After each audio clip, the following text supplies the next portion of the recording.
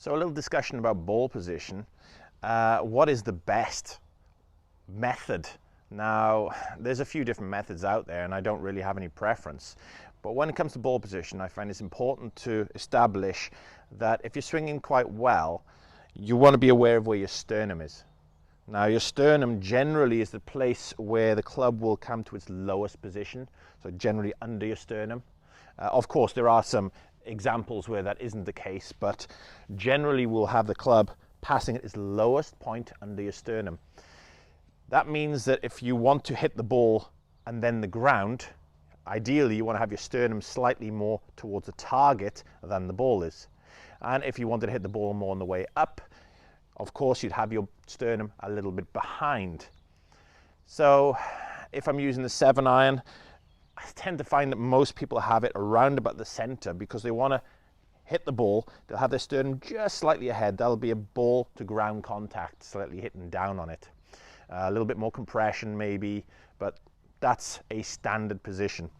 Now, with other clubs, if I take, for example, here, this is a 7-iron, and then I've got here a 359 and a sand wedge.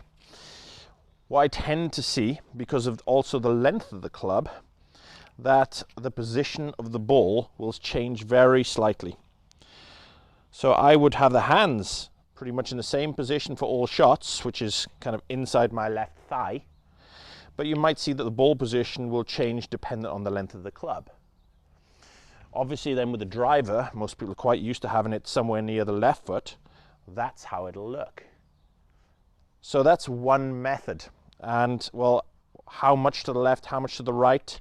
Well, I tend to go depending on the length of the club. So there you go. That's the length change. Therefore, the ball should be maybe that far to the left. And if it's shorter, it'll go more to the right. Which is why people say to me, well, you know, I should perhaps have a 7-iron in the center and a sand wedge off the right leg. Well, there's only that much change. So really, it should only be a tiny bit of change to the ball position. That doesn't bring the ball all the way over to the right foot. Okay. Now there are, of course, other methods as well. A very popular method is to have the ball pretty much under your left armpit. So it's always in the same place.